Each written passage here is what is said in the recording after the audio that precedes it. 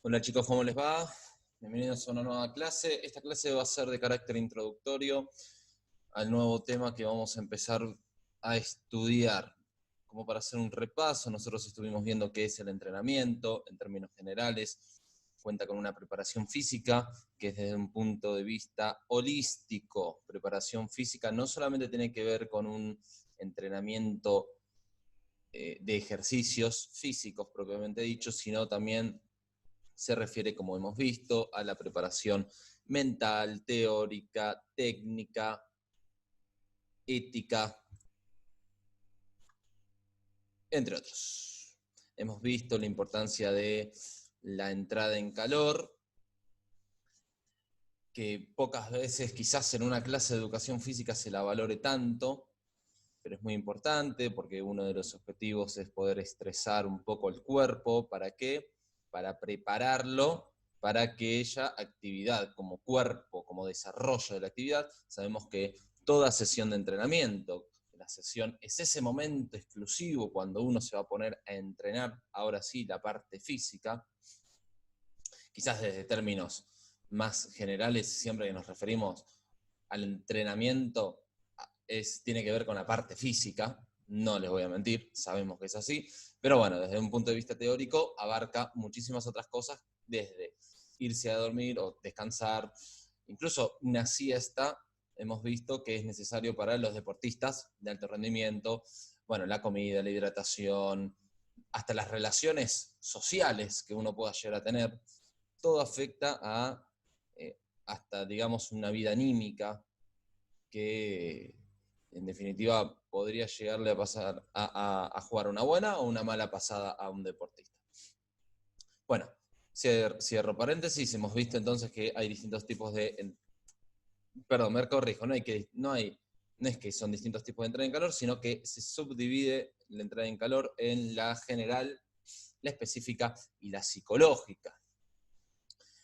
Y también, si la entrada en calor pocas veces se ve, bueno, yo trato de hacerla siempre, pero creo que siempre hago una entrada en calor. La entrada en frío, ahí yo voy a decir que peco de no hacerla por los tiempos, la verdad, con las que tenemos las clases de educación física, que es la vuelta a la calma, el, el volver a los estados basales o los más próximos al estado basal que tenía el cuerpo antes de entrenar. Bueno, habíamos visto un término muy importante que es el factor de inercia, o el fenómeno, mejor dicho, de la inercia metabólica. Y después nos metimos en carga y adaptación. Esto que ha generado tanta polémica, fíjense la cantidad de contenido en cuanto recién arranca la segunda página.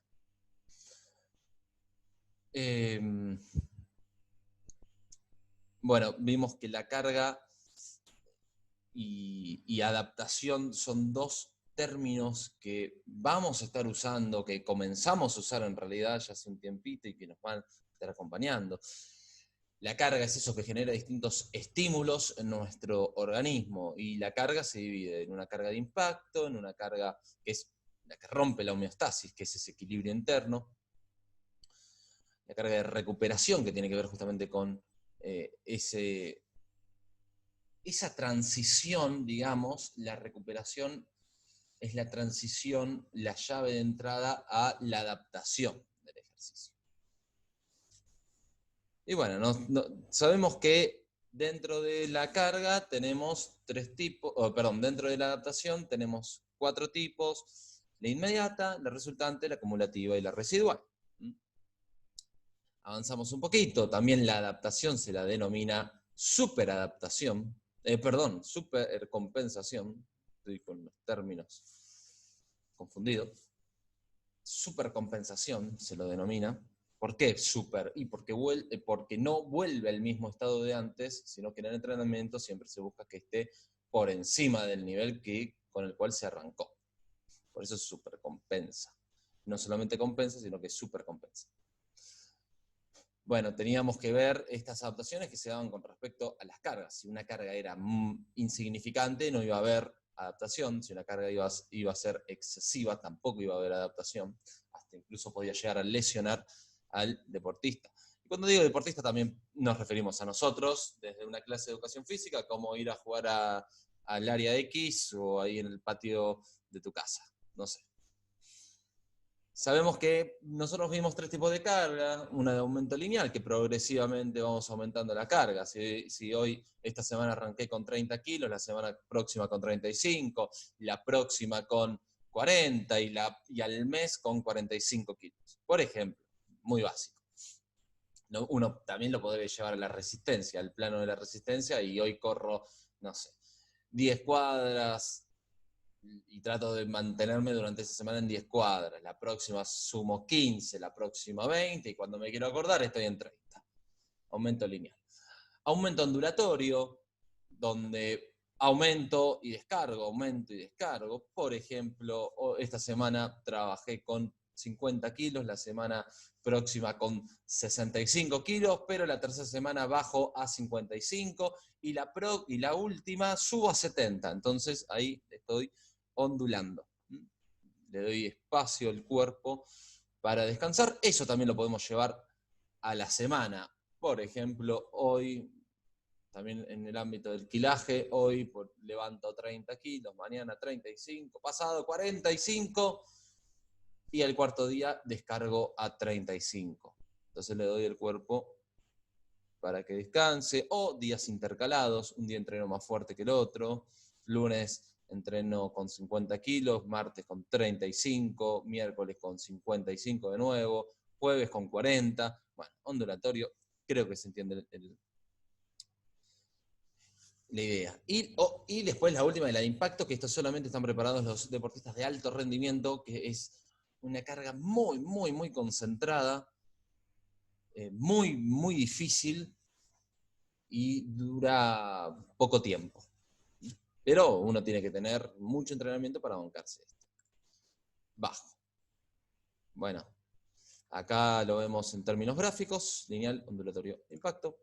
Después nos metimos con la magnitud de la carga. Estas cualidades, estas medidas, que es la carga, cómo se mide la carga, y a la hora de planificar uno tiene en cuenta todo esto. El volumen, la intensidad, la pausa, la duración, la dificultad y especificidad que está dentro de la dificultad, la frecuencia. Bueno, no me voy a detener a hablar de todo esto porque hay otro video donde ya lo hablé, pero reléanlo.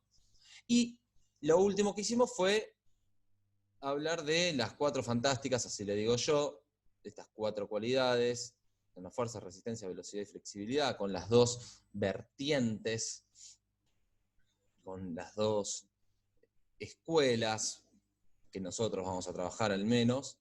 Una que dice, bueno, sí, las puedo trabajar de manera aislada, y otras que las puedo trabajar de manera aislada, aunque en realidad siempre están conectadas. Y todas se pueden trabajar de distinta manera. Y la otra vertiente, que es a la cual adhiero yo, es, bueno, todo se desprende base a la fuerza. Vos cuanto más fuerte sos, más rápido vas a ser más resistente.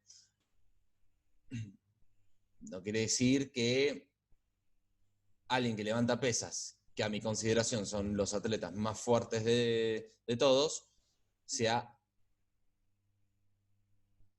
el mejor corriendo un maratón. Y no, la verdad que no. ¿Y por qué? Si antes dijiste que está bien entrenado con la fuerza, está bien, pero uno tiene que entender la fuerza en función de, ¿cómo decir? El functional training, el entrenamiento funcional. Es en función de. Yo me entreno la fuerza en función de correr un maratón, en función de levantar pesas, en función de tiro con pistola. Hasta ahí seguramente entrenan la fuerza. Bueno, y hoy entonces vamos a hacer este de carácter de repaso e introductorio a este nuevo tema, entrenamiento de la fuerza. Nos vamos a concentrar un poquito acá, tipos de contracción muscular, porque empezamos con la parte de entrenamiento de la fuerza. Y nos vamos a dedicar a ver los métodos de entrenamiento de la fuerza, cómo se entrena la fuerza, y esto le va a servir muchísimo a ustedes que quieren entrenar, que quieren decir, bueno, ¿cómo hago para desarrollar la masa muscular? La verdad que, no sé, quiero aumentar la masa muscular.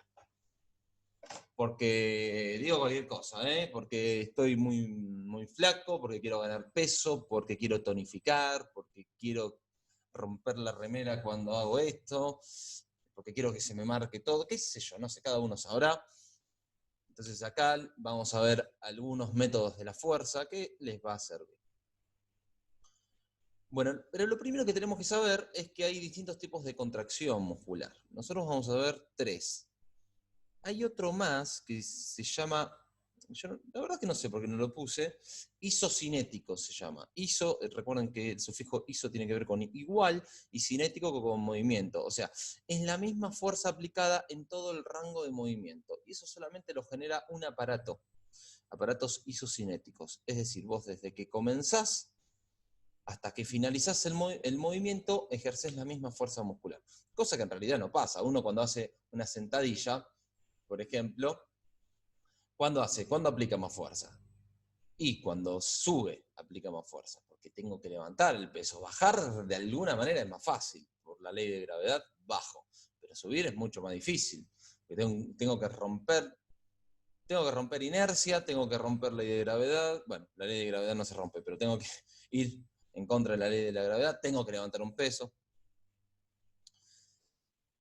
Entonces, eso, por ejemplo, imagínense bajar y subir en una sentadilla aplicando la misma fuerza siempre. Eso lo genera solamente un aparato, que son los aparatos isocinéticos, y por lo tanto generan esta nueva contracción muscular que nació hace unas décadas atrás, llamadas isocinéticas. Nosotros nos vamos a concentrar en estas 3. Hay un tipo que no es contracción, hay un tipo de, bueno, también se lo podría decir que es contracción, pero hay un estado muscular que se lo llama isotónico. ¿Qué quiere decir? Que es el mismo tono muscular. Por ejemplo, cuando yo estoy sentado, estoy parado, más o menos en un estado basal del asunto, de la cuestión. Cuando ahora sí yo quiero, por ejemplo, hacer fuerza, bueno, entonces ahí, por así decirlo, hacer fuerza, cuando yo hago una contracción muscular, cuando estoy levantando un peso, empujando un peso, bajando un peso, vamos a ver 3 tipos de contracción muscular. La primera es la concéntrica, que es la común a todas. Naturalmente yo hago esto. Por ejemplo, cuando flexiono o cuando extiendo, dependiendo dónde ponga la mirada. ¿Qué quiero decir con eso? Porque cada músculo ejerce un tipo de contracción dependiendo la articulación donde se encuentre. Uy, qué complicado. Bueno, con un ejemplo pongo. El bíceps hace una flexión de codo. El bíceps no puede hacer una extensión de codo. El que hace la extensión de codo es el tríceps. Entonces el tríceps, cuando se contrae, genera una extensión de codo. Y el bíceps, cuando se contrae, genera una flexión de codo. Ahora, la contracción es concéntrica. ¿Qué quiere decir eso? Concéntrica, que va a tratar de unir los puntos de inserción, abro paréntesis, puntos de inserción son los puntos donde el músculo se fija al hueso. Entonces va a tratar de unir, de juntar, mejor dicho, esos puntos de inserción. Junta los puntos de inserción. En este momento el bíceps va a juntar los puntos de inserción. Concéntrico, hacia el centro. Y el tríceps, pero uno puede decir, profe, pero el tríceps cuando hace esto, mira el bíceps. Sí, porque son contrarios. Agonista, protagonista. Agonista es el protagonista y antagonista es el opuesto. Entonces, cuando yo flexiono, el agonista es el bíceps y el antagonista está relajado.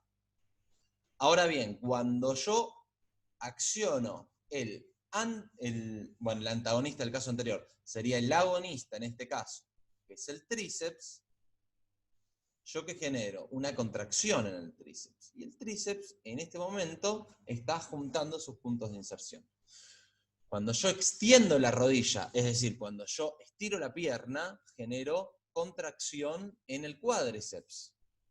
Cuando yo flexiono la rodilla, es decir, cuando doblo la rodilla, genero contracción en el isquiotibial, o sea, en el músculo que está en la cara posterior del muslo. Entonces, esto es muy importante. Toda contracción es concéntrica. Toda contracción es concéntrica, es decir, que el músculo va a tratar de acercar sus puntos de inserción, se va a ir hacia el medio, se va a tratar de hacer chiquito, chiquito, y va a generar, en algunos casos, bueno, se puede ver más que en otros, pero dicho de manera no coloquial, no académica, como esa bolita, esa pelota que se genera en el bíceps, mucho se ve, pero en realidad todos los músculos. ¿Por qué? Porque justamente está acercando los puntos de inserción y llevándolos hacia el céntrico, por eso es concéntrico. El otro tipo de contracción es el isométrico. ¿Cuándo se genera una contracción isométrica? Cuando estoy ejerciendo fuerza, pero no hay un movimiento aparente. En teoría es cuando me quedo quieto. Por ejemplo, cuando hago esto.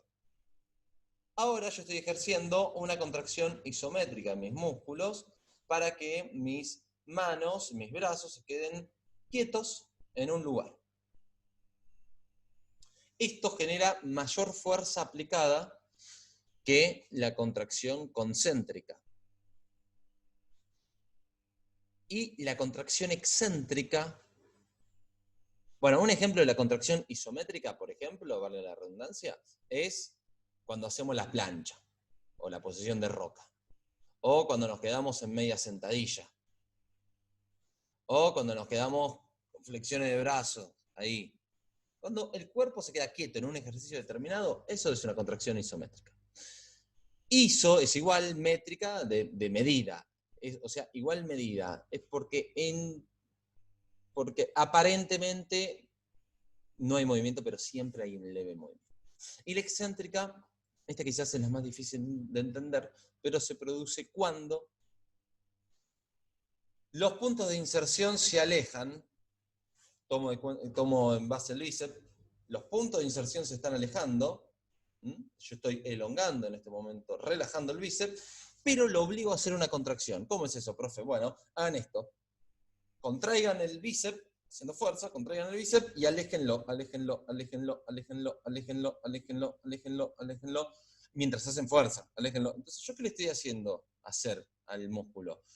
Dos funciones contrarias. Por un lado, yo estoy ejerciendo una contracción concéntrica y al mismo tiempo le estoy diciendo que se aleje. Pero si la contracción concéntrica es acercar, bueno, pero yo te estoy diciendo que te tenés que alejar. Entonces, esa paradoja de movimiento, paradoja es dos cosas opuestas que son ciertas. Esas paradojas de movimiento que yo estoy generando en el músculo se la va a denominar contracción excéntrica. Por un lado, yo le digo que se concentre, o sea, que se vaya hacia el centro, que junte esos puntos de inserción, pero por el otro le estoy diciendo, no, alejate. Otro ejemplo, lo voy a mostrar. Cuando estoy haciendo un abdominal y me voy, pruébenlo después. Despacito, despacito para atrás, con el abdomen bien contraído, duro, me voy para atrás, me voy para atrás, me voy para atrás, me voy para atrás. Entonces ahí estoy generando una contracción excéntrica. Pero no es que me voy para atrás, que me dejo caer, no. Abdomen contraído y me voy hacia atrás levemente. ¿Por qué? Es una contracción excéntrica porque, recuerden este concepto, por un lado, yo estoy obligando al músculo a realizar su función contraria y a contraerse al mismo tiempo. Es decir, yo, mientras que lo estoy relajando, lo estoy contrayendo. Es una paradoja. Si el bíceps genera la flexión, yo con una contracción excéntrica entiendo que tengo que hacer fuerza, mientras que lo estoy extendiendo. En el abdominal, que genera una flexión de tronco, es decir, llevar el tronco, el pecho, tórax, hacia los muslos, hacia las rodillas, Ahí es cuando hacemos una contracción de abdomen, una contracción excéntrica, que va a ser lo contrario. Me voy a alejar, voy a hacer una extensión de tronco, pero lento, mientras que contraigo el abdomen. Entonces ahí genero una contracción excéntrica. Y después nos vamos a encontrar con que tenemos dos tipos o dos formas de desarrollar la fuerza. Bueno, ahí tiene sus beneficios, que los podemos leer. Por un lado está la hipertrofia y por la otra la hiperplasia. El beneficio de la hipertrofia es protección articular, una función estética, aumento de peso, aumento de los depósitos de glucógeno muscular. Recuerden que el glucógeno es la principal fuente energética en el cuerpo. No es necesario trabajar con altas intensidades, es un beneficio. El efecto es más duradero si se lo deja de entrenar. ¿Recuerdan la adaptación residual? ¿Qué es la hipertrofia, profe? Aumentar la masa muscular, es decir, aumentar el tamaño de la fibra muscular. La fibra es la célula muscular. Aumentar el tamaño del músculo, de las fibras de los músculos. Ese es el objetivo de la hipertrofia. Ahora, la hiperplasia, fíjense los beneficios. Aumento rápido de la fuerza, aumento de la sincronización y reclutamiento de fibras musculares. Ahora vamos a ver. Se trabaja con altas intensidades, pero con poco volumen de trabajo, o sea, con poca cantidad de trabajo. No voy a estar haciendo 20 repeticiones, no voy a estar haciendo 15 repeticiones, voy a estar haciendo de 1 a 8 como máximo, dependiendo del peso. ¿Qué es hiperplasia? Aumentar la cantidad de fibras musculares. Fíjense la diferencia. Mientras que hipertrofia es aumentar el tamaño de la fibra muscular, la hiperplasia es aumentar la cantidad de fibras musculares. Entonces, de esa manera se entiende que la hiperplasia tenga como beneficio tener una mayor sincronización. ¿Qué quiere decir sincronización? Bueno, que justamente el músculo trabaja de una forma más unificada, tiene más coordinación el músculo. Entonces, esas son dos formas de trabajar la fuerza, de desarrollar la fuerza, de cara al músculo. Si nosotros nos ponemos a poner la vista en el músculo. ¿Está bien? Por hoy vamos a cortar acá, con estos conceptos. Recordando que hay 3 tipos de contracción muscular. Yo los invito a que puedan realizar tipos de contracción muscular, concéntrica, isométrica y excéntrica, para entenderlo. Y entender también estos 2 conceptos, hipertrofia y hiperplasia. ¿Por qué es tan importante estos conceptos? Porque en base a estos conceptos se van a empezar a armar los métodos de entrenamiento de la fuerza, en base a los tipos de contracción muscular y en base a qué quiero generar en el músculo, una hipertrofia o una hiperplasia. Entonces, por hoy cortamos hasta acá. Leo sus dudas y consultas en los foros.